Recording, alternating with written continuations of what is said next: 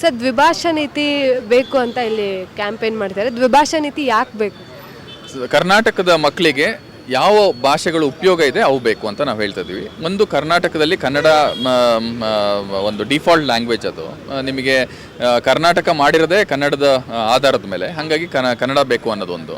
ಇನ್ನೊಂದು, ಕನ್ನಡದಲ್ಲೇ ಎಲ್ಲದನ್ನು ಕಲಿಯೋಕ್ಕೆ ಸಾಧ್ಯ ಇದೆಯಾ? ಇವತ್ತು ನೀವು ನ್ಯಾನೋ ಟೆಕ್ನಾಲಜಿ ಕಲಿತೀರಾ ಅಥವಾ ನ್ಯೂಕ್ಲಿಯರ್ ಸೈನ್ಸ್ ಕಲಿತೀರಾ ಅಂದರೆ ಕನ್ನಡದಲ್ಲೇ ಆ ಭಾಷೆಯಲ್ಲಿ ಕಲಿಯೋಂಥ ಅವಕಾಶಗಳಿಲ್ಲ.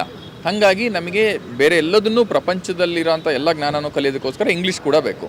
ಹಾಗಾಗಿ ಇಂಗ್ಲೀಷು ಮತ್ತು ಕನ್ನಡ ಕೊಡ್ದಿಲ್ದರೆ ಇರೋಂಥದ್ದು ಏನಾದ್ರು ಇದ್ದರೆ ಇನ್ನೊಂದು ಭಾಷೆನ ಕಲ್ತ್ಕೋಬೇಕಾಗುತ್ತೆ. ಆ ಥರದ್ದು ಯಾವುದೇ ಇದಿಲ್ದಲೇ ಇರೋದ್ರಿಂದ ನಮಗೆ ಬೇಕಾಗಿರೋ ಎಲ್ಲ ಜ್ಞಾನಗಳು ಕನ್ನಡ ಇಂಗ್ಲೀಷಲ್ಲಿ ಮಾತ್ರ ಸಿಗ್ತಿರೋದ್ರಿಂದ ಮೂರನೇ ಭಾಷೆಯ ಹೇರಿಕೆ ಬೇಡ ಅನ್ನೋದು ನಮ್ಮ ಅಭಿಪ್ರಾಯ. ಈಗ ಪ್ರತಿಯೊಂದು ಸೆಂಟ್ರಲ್ ಎಕ್ಸಾಮು ಹಿಂದಿಯಲ್ಲೇ ಮಾಡ್ತಾರೆ. ಹಿಂದಿ ಇರೋರಿಗೆ ತುಂಬ ಅಪರ್ಚುನಿಟಿ ಸಿಗುತ್ತೆ. ಇದ್ರ ಬಗ್ಗೆ ಸೊ ಅದನ್ನೇ ನಾವು ಸರಿ ಮಾಡಬೇಕು ಅಂತ ಹೇಳ್ತಾ ಇರೋದು. ಇದು ಸೆಂಟ್ರಲ್ ಅಂತ ಏನು ಹೇಳ್ತಿದ್ದೀರಿ ಅದನ್ನು ನಾವು ಹೆಚ್ಚಾಗಿ ಯೂನಿಯನ್ ಅಂತಲೇ ನೋಡಬೇಕಾಗತ್ತೆ. ಒಂದು ಒಕ್ಕೂಟ, ಇದು ಭಾರತ ಅನ್ನೋದೇ ಒಂದು ಒಕ್ಕೂಟ. ಇದು ಕನ್ನಡದವರು, ತಮಿಳವರು, ತೆಲುಗು ಅವರು, ಬೆಂಗಾಳಿಯವರು, ಅಸ್ಸಾಮಿಯವರು, ರಾಜಸ್ಥಾನಿಯವರು, ಪಂಜಾಬಿಯವರು, ಕಾಶ್ಮೀರಿಯವರು ಎಲ್ಲ ಸೇರಿ ಒಂದು ಒಪ್ಕೊಂಡು ಒಂದು ಕೂಟ ಮಾಡಿರೋ ಅಂಥದ್ದು. ಇದು ಒಕ್ಕೂಟ, ಇದು ಒಕ್ಕೂಟ. ಹಾಗಾಗಿ ಎಲ್ಲರಿಗೂ ಸಮನಾದ ಅವಕಾಶ ಕೊಡಬೇಕು. ಟ್ಯಾಕ್ಸ್ನ ಕಲೆಕ್ಟ್ ಮಾಡೋ ಹೊತ್ತಿಗೆ ಕನ್ನಡದವ್ರಿಗೆ ಕಡಿಮೆ, ಹಿಂದಿಯವ್ರಿಗೆ ಜಾಸ್ತಿ ಆಗ್ತಾರಾ? ಇಲ್ಲ. ಅಥವಾ ನಮಗೇನಾದ್ರು ರಿಯಾಯಿತಿ ಕೊಡ್ತಾರಾ? ಇಲ್ಲ. ಎಲ್ಲರಿಗೂ ಸಮನಾಗಿ ಟ್ಯಾಕ್ಸ್ ಕಲೆಕ್ಟ್ ಮಾಡೋ ಹೊತ್ತಿಗೆ ಸಮನಾಗಿ ಭಾಷಾ ಅವಕಾಶಗಳನ್ನು ಕೊಡಬೇಕಲ್ವಾ? ಈ ಒಕ್ಕೂಟ ಸರ್ಕಾರದ ಈ ತಪ್ಪು ನೀತಿಗಳನ್ನು ಸರಿ ಮಾಡಬೇಕು ಅನ್ನೋದು ಕೂಡ ನಮ್ಮ ಆಗ್ರಹ ಆಗಿದೆ. ಸರ್, ಈಗ ತಮಿಳ್ನಾಡಲ್ಲೆಲ್ಲ 2 ಲ್ಯಾಂಗ್ವೇಜ್ ಪಾಲಿಸಿ ಇದೆ. ಕರ್ನಾಟಕದಲ್ಲಿ ಯಾಕೆ ಮಾಡ್ತಿಲ್ಲ? ಕರ್ನಾಟಕದ ರಾಜಕಾರಣಿಗಳು ಡೆಲ್ಲಿ ಗುಲಾಮ್ರು ಅನ್ನೋ ಒಂದು ಮಾತಿದೆ.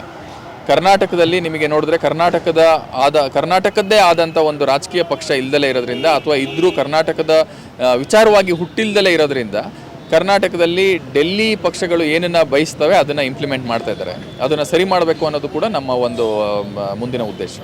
ಈಗ ತ್ರಿಭಾಷಾ ನೀತಿ ಅನ್ನೋದು ಮಕ್ಕಳಿಗೆ ಹೇರಿಕೆ ಅಂತ ಹೇಳ್ತಿದ್ರೆ ಯಾವ ರೀತಿ?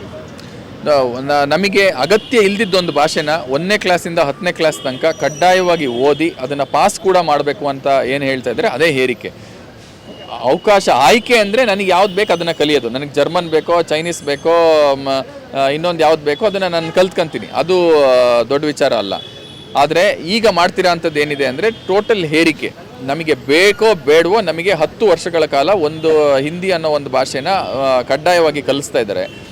ಇದ್ರದ್ದು ಪರಿಣಾಮ ಏನಾಗಿದೆ ಅಂದರೆ 1,25,000 ಮಕ್ಕಳು ಇದೇ ವರ್ಷ ಹಿಂದಿ ಒಂದೇ ಸಬ್ಜೆಕ್ಟಲ್ಲಿ ಫೇಲ್ ಆಗಿ ತಮ್ಮ ಅಮೂಲ್ಯವಾದ ಒಂದು ವರ್ಷಗಳನ್ನು ಕಳ್ಕೊತಾರೆ. ಇದು ಹ್ಯೂಜ್ ಹ್ಯೂಮನ್ ರಿಸೋರ್ಸ್ ವೇಸ್ಟೇಜ್. ಇದು ಈ ರೀತಿ ಮಾಡಬಾರ್ದು. ಇದು ಒಂದೇ ವರ್ಷ ಅಂತಲ್ಲ, ಹೋದ ವರ್ಷನೂ 90,000 ಮಕ್ಕಳು, ಆ್ಯಾವ್ರೇಜ್ ಪ್ರತಿ ವರ್ಷ 1,00,000 ಮಕ್ಕಳು ಬರೀ ಹಿಂದಿ ಸಬ್ಜೆಕ್ಟಲ್ಲಿ ಫೇಲ್ ಆಗಿ ನಮಗೆ ದೊಡ್ಡ ತೊಡಕಾಗಿದೆ. ಇದು ಈ ತೊಡಕನ್ನು ನಿವಾರಿಸಬೇಕು ಅನ್ನೋದಕ್ಕೋಸ್ಕರನೇ ಈ ಅಭಿಯಾನ. ಕನ್ನಡದಲ್ಲಿ ಉದ್ಯೋಗಾವಕಾಶಗಳು ತುಂಬ ಕಡಿಮೆ ಇದಾವೆ. ಸೊ ಈ ದ್ವಿಭಾಷಾ ನೀತಿಯಿಂದ ಅದೇನಾದ್ರೂ ಉದ್ಯೋಗಕ್ಕೆ ಏನಾದ್ರೂ ಇದಾಗುತ್ತಾ, ಎಫೆಕ್ಟ್ ಏನಾದರೂ? ಉದ್ಯೋಗ ನಾವು ಏನಕ್ಕೆ ಒಬ್ಬರು ಉದ್ಯೋಗಿನ ತಗೊಂತಾರೆ ಅಂದರೆ ಅವರಿಗಿರೋ ಸ್ಕಿಲ್ಗೋಸ್ಕರ. ಅವರಿಗೆ ಏನು ಸ್ಕಿಲ್ ಇದೆ, ಅವರಿಗೆ ಮೆಥಮೆಟಿಕ್ಸ್ ಬರುತ್ತೋ, ಅಕೌಂಟೆನ್ಸಿ ಬರುತ್ತೋ, ಸಾಫ್ಟ್ವೇರ್ ಇಂಜಿನಿಯರಿಂಗ್ ಬರುತ್ತೋ, ಅಥವಾ ಇನ್ನೊಂದೇನೋ ಬರುತ್ತೋ, ಆ ಕಾರಣಕ್ಕೋಸ್ಕರ ತಗೊಂತಾರೆ. ಭಾಷೆಗೂ ಸ್ಕಿಲ್ಗೂ ಸಮನಾದ ಒಂದೇ ಇದಿಲ್ಲ. ನಾವು ಭಾಷೆ ಕಲಿತು ಹೆಚ್ಚು ಉದ್ಯೋಗ ಪಡ್ಕೊಳ್ತೀವಿ ಅನ್ನೋದು ತಪ್ಪಾಗಿರುತ್ತೆ.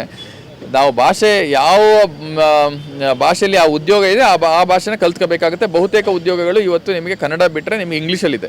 ಇಂಗ್ಲೀಷಲ್ಲಿ ಇಲ್ದಿರೋ ಅಂಥ ಯಾವುದೇ ಉದ್ಯೋಗ ಇಲ್ಲ ಇವತ್ತು.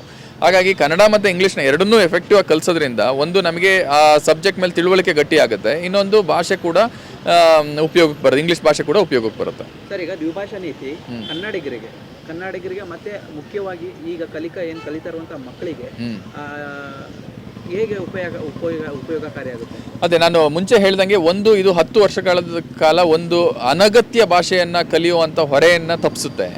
ಇದರಿಂದ ಅವರು ಬೇಸಿಕ್ ಸ್ಕಿಲ್ಸ್ ಕಲ್ತ್ಕೊಳ್ಳೋ ಅಂಥದ್ದು ಅವಕಾಶ ಇರುತ್ತೆ. ಅದಲ್ಲದೆ ನಿಮಗೆ ಸೈನ್ಸು, ಸೋಷಲ್ಲು, ಮ್ಯಾಥಮೆಟಿಕ್ಸು ಈ ಸಬ್ಜೆಕ್ಟ್ಸ್ ಮೇಲೆ ಹೆಚ್ಚು ಒಂದು ಫೋಕಸ್ ಮಾಡೋ ಅಂಥ ಒಂದು ಅವಕಾಶ ಕೂಡ ಸಿಗುತ್ತೆ.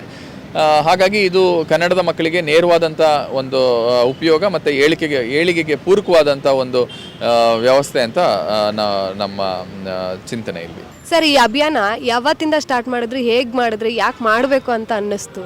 ಸೊ ಈ ಅಭಿಯಾನವನ್ನು ನಾವು 24ನೇ ವರ್ಷ ಅಂದರೆ 2024 ನವೆಂಬರ್ 1ರಂದು ಮಾ ರಾಮಮೂರ್ತಿ ಅವರ ಪ್ರತಿಮೆಗೆ ಮಾಲಾರ್ಪಣೆ ಮಾಡುವ ಮೂಲಕ ಅಭಿಯಾನ ಶುರು ಮಾಡ್ತೀವಿ.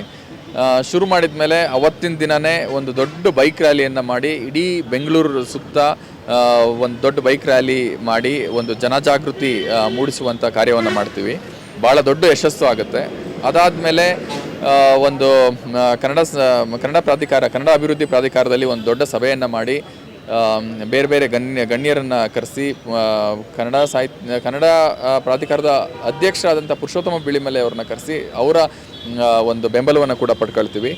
ಅದಾದಮೇಲೆ ಕನ್ನಡ ಸಾಹಿತ್ಯ ಪರಿಷತ್ತಲ್ಲಿ ಮಂಡ್ಯದಲ್ಲಿ ನಡೆದಂಥ ಕನ್ನಡ ಸಾಹಿತ್ಯ ಪರಿಷತ್ತಲ್ಲಿ ಇದೇ ಪಾಂಪ್ಲೆಟ್ಗಳನ್ನು ಸುಮಾರು 1,00,000 ಪಾಂಪ್ಲೆಟ್ಗಳನ್ನು ಹಂಚ್ತೀವಿ. ಲಕ್ಷಾಂತರ ಜನ ಇದಕ್ಕೆ ಮಕ್ಕಳು, ಅದರಲ್ಲೂ ಮುಖ್ಯವಾಗಿ ಸಾಹಿತ್ಯ ಪರಿಷತ್ತಿಗೆ ಬಂದಿದ್ದಂಥ ಮಕ್ಕಳುಗಳು ಭಾಳ ಬೆಂಬಲವನ್ನು ವ್ಯಕ್ತಪಡಿಸ್ತಾರೆ. ಭಾಳ ದೊಡ್ಡ ಮಟ್ಟಿನ ಅನುಕೂಲ ಆಗುತ್ತೆ ಅನ್ನೋವಂಥ ಅಭಿಪ್ರಾಯವನ್ನು ಕೂಡ ವ್ಯಕ್ತಪಡಿಸ್ತಾರೆ. ಇದಲ್ಲದೆ ಶಿಕ್ಷಕರು, ಪೋಷಕರು ಎಲ್ಲರೂ ಇರ್ತಾರೆ. ಅವತ್ತು ಎಲ್ಲರೂ ಒಕ್ಕೊಲರಿನಿಂದ ಒಂದು ಏನು ಅಭಿಪ್ರಾಯ ವ್ಯಕ್ತಪಡಿಸ್ತಾರೆ ಅಂದರೆ ನಮಗೆ 2 ಭಾಷೆ ಸಾಕು ಅಂತ. ಸೊ ಇದಾದಮೇಲೆ ಮುಂದೆ ಧಾರವಾಡದಲ್ಲಿ ಕೂಡ ಒಂದು ಸಮಾವೇಶವನ್ನು ಮಾಡ್ತೀವಿ. ಧಾರವಾಡದಲ್ಲೂ ಇದನ್ನು ಅಭಿಪ್ರಾಯ ಮೂಡಿಸುವಂಥ ಕಾರ್ಯ ಮಾಡ್ತೀವಿ. ಇದು ಕೂಡ ದೊಡ್ಡ ಮಟ್ಟಿನ ಯಶಸ್ವಿ ಕಾರ್ಯಕ್ರಮ ಆಗುತ್ತೆ. ಇದಲ್ಲದೆ ಬೇರೆ ಬೇರೆ ಚಿಂತಕರನ್ನು, ಕಲಾವಿದರನ್ನು ಮತ್ತು ಕರ್ನಾಟಕದ ಮುಖ್ಯ ಹುದ್ದೆಯಲ್ಲಿ ಇರುವಂಥ ಸಾಕಷ್ಟು ಜನನ ಮಾತಾಡಿಸ್ಕೊಂಡು ಇದ್ರ ಬಗ್ಗೆ ತಿಳುವಳಿಕೆ ಮೂಡಿಸುವಂಥ ಕಾರ್ಯ ಮಾಡ್ತೀವಿ. ಇದು ಎಲ್ಲ ಮಾಡ್ತಿರೋ ಹೊತ್ತಿಗೆ ನಾವು ಆನ್ಲೈನ್ ಅಭಿಯಾನವನ್ನು ಶುರು ಮಾಡ್ಕೊಳ್ತೀವಿ. ಇದರಲ್ಲಿ 50,000 ಜನ ಈಗ ಆಲ್ರೆಡಿ ಬೆಂಬಲವನ್ನು ವ್ಯಕ್ತಪಡಿಸಿ ತಮ್ಮ ಬೆಂಬಲವನ್ನು ವ್ಯಕ್ತಪಡಿಸಿರೋದು ಅಲ್ಲದೆ ಅವರು ಬೇರೆ ಬೇರೆಯವರಿಗೆ ಹಂಚ್ಕೊಂಡು ತಮ್ಮ ಸಪೋರ್ಟ್ಗಳನ್ನು ವ್ಯಕ್ತಪಡಿಸಿದ್ದಾರೆ. ನಿಮಗೆ ಇದನ್ನು ಆಲ್ರೆಡಿ ಇನ್ಸ್ಟಾಗ್ರಾಮಲ್ಲಿ, ಫೇಸ್ಬುಕ್ಕಲ್ಲಿ, ವಾಟ್ಸಪ್ಪಲ್ಲಿ ಎಲ್ಲ ಕಡೆ ತುಂಬ ವೈರಲ್ ಆಗಿದೆ.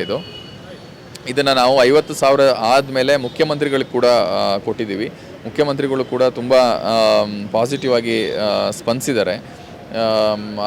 ಅದರ ಮುಂದುವರೆದ ಭಾಗವಾಗಿ ಇವತ್ತು ಲಾಲ್ಬಾಗಲ್ಲಿ ಇಲ್ಲಿ ಬರೋವಂಥ ಎಲ್ಲ ಜನಗಳಿಗೆ ಅಭಿಪ್ರಾಯ ಮೂಡಿಸುವಂಥ ಅಥವಾ ಇದ್ರ ಬಗ್ಗೆ ಒಂದು ಬೆಂಬಲ ಕೇಳುವಂಥ ಒಂದು ಕಾರ್ಯಕ್ರಮ ಹಮ್ಮಿಕೊಂಡಿದ್ದೀವಿ. ಸರ್, ಈಗ ಬೆಂಗಳೂರಲ್ಲಿ ನಮ್ಮ ರಾಜ್ಯದವ್ರಿಗಿಂತ ಹೊರ ರಾಜ್ಯದಿಂದ ಬಂದವರೇ ಸುಮಾರು ಜನ ತುಂಬಿಕೊಂಡಿದ್ದಾರೆ. ಇಲ್ಲಿನೂ ಸಹ ಅಷ್ಟೇ ನೋಡ್ತಿದ್ರೆ ಎಲ್ಲ ಹಿಂದಿ ಮತ್ತು ಬೇರೆ ಬೇರೆ ಭಾಷೆಗಳವರೇ ಬಂದಿದ್ದಾರೆ. ಇವ್ರ ಪ್ರತಿಕ್ರಿಯೆ ಹೇಗಿದೆ? ಅವರ ಪ್ರತಿಕ್ರಿಯೆ ಕೆಲವರಿಗೆ ಒಪ್ಪಿಗೆ ಇದೆ, ಕೆಲವರಿಗೆ ಇದ್ದರೆ 3 ಭಾಷೆ ಇರಲಿ ಅಂತ. ನಾವೇನು 3 ಭಾಷೆ ಇರಬಾರ್ದು ಅಂತ ಹೇಳ್ತಾ ಇಲ್ಲ, ಕಡ್ಡಾಯ ಬೇಡ ಅಂತ ಹೇಳ್ತೇವೆ. 3 ಇಲ್ಲ ಅಂದರೆ 30 ಭಾಷೆ ಕಲ್ತ್ಕೊಳ್ಳಿ, ಅದಕ್ಕೆ ನಮ್ಮ ವಿರೋಧ ಇಲ್ಲ. ಹಾಗಾಗಿ ನಾವು ಅವರಿಗೂ ಕೂಡ ಕನ್ವಿನ್ಸ್ ಮಾಡಿದ್ದೀವಿ. ಹೆಚ್ಚಿನ ಅಂಶ ಬಹುತೇಕ ಜನ ಒಪ್ಕೊಂಡಿದ್ದಾರೆ. ಅವರು ಕೂಡ ಬೆಂಬಲವನ್ನು ಕೆಲವರು ಸೂಚಿಸಿದ್ದಾರೆ. ಮುಂಚೆ ಇಲ್ಲ ಅಂತ ಹೇಳಿದವರು ಕೂಡ ಆಮೇಲೆ ಹೇಳಿದ ಮೇಲೆ ಕರೆಕ್ಟ್ ಅಲ್ವಾ, ಈ ರೀತಿ ಹೇರಿಕೆ ಬೇಡ ಅನ್ನೋದನ್ನು ಅವರು ಕೂಡ ಒಪ್ಕೊಂಡಿದ್ದಾರೆ. ಹಾಗಾಗಿ ಇದೆಲ್ಲ ನಮಗೆ ತುಂಬ ಉತ್ತಮವಾದ ಪ್ರತಿಕ್ರಿಯೆ ಅಂತ ಅನ್ಸುತ್ತೆ. ಸರ್, ಇಲ್ಲಿ ಇರೋ ಹಿಂದಿ ವ್ಯಾಪಾರಿಗಳಿಗೆ ನಮ್ಮ ಕನ್ನಡದವ್ರು ಹೋಗಿ ಹಿಂದಿಯಲ್ಲೇ ಮಾತಾಡಿ ಅವರಿಗೆ ಹಿಂದಿನ ಇದು ಮಾಡ್ತಾರೆ, ಬಟ್ ಕನ್ನಡ ಕಲಿಯೋದಕ್ಕೆ ಅವ್ರಿಗೆ ಅವಕಾಶ ಮಾಡಿಕೊಡ ಅಂಥವ್ರಿಗೆ ನೀವೇನು ಹೇಳ್ತೀರಾ? ಇದು ಯಾಕೆ ಈ ರೀತಿ ಆಗಿದೆ ಅನ್ನೋದನ್ನು ಯೋಚಿಸಿ ನೋಡಿ. ಕರ್ನಾಟಕದಲ್ಲಿ ಎಲ್ಲ ಕನ್ನಡಿಗರಿಗೂ ಇವರು ಹೇರಿಕೆ ಮಾಡಿ ಹಿಂದಿ ಕಲಿಸ್ತಿರೋದ್ರಿಂದ ಈ ಅಭಿಪ್ರಾಯ ಬಂದ್ಬಿಟ್ಟಿದೆ. ಇದೇ ತಮಿಳ್ನಾಡಲ್ಲಿ ಇವರು ಅದನ್ನು ಮಾಡಲ್ಲ. ಅಲ್ಲಿ ಹೋದ ತಕ್ಷಣ ಎಲ್ಲರಿಗೂ ಗೊತ್ತು ಅವ್ರಿಗೆ ಹಿಂದಿ ಗೊತ್ತಿಲ್ಲ ಅಂತ. ಹಾಗಾಗಿ ಅಲ್ಲಿ ಭಾಷೆನೇ ಕಲ್ತ್ಕೊಂಡು ಅಲ್ಲಿ ರೀತಿಯೇ ಬದುಕೋಂಥ ಒಂದು ನಿಯಮನ ಮಾಡ್ಕೊತಾರೆ. ಇಲ್ಲಿ ಬಂದಾಗ ನೀವೇ ನಮ್ಮ ಭಾಷೆ ಮಾತಾಡಿ ಅನ್ನೋ ಒಂದು ದರ್ಪದ ಮಾತಿದೆ. ಇದಕ್ಕೆ ಮೂಲ ಕಾರಣ ಶಿಕ್ಷಣದಲ್ಲಿ ಹಿಂದಿನ ಹೇರಿಕೆ ಮಾಡಿರೋ ಅಂಥದ್ದು. ಇದನ್ನು ತೆಗೆದ್ರೆ ಬಹುತೇಕ ಆ ಸಮಸ್ಯೆಗೆ ಮುಂದಿನ ದಿನಗಳಲ್ಲಿ ಪರಿಹಾರ ಕಾಣುತ್ತೆ ಅಂತ ಅನಿಸುತ್ತೆ. ಸರ್ಕಾರ ಇದಕ್ಕೆ ಪ್ರತಿಕ್ರಿಯೆ ನೀಡುತ್ತೆ, ದ್ವಿಭಾಷಾ ನೀತಿ ತರುತ್ತೆ ಅಂತ ಅನ್ಸುತ್ತಾ?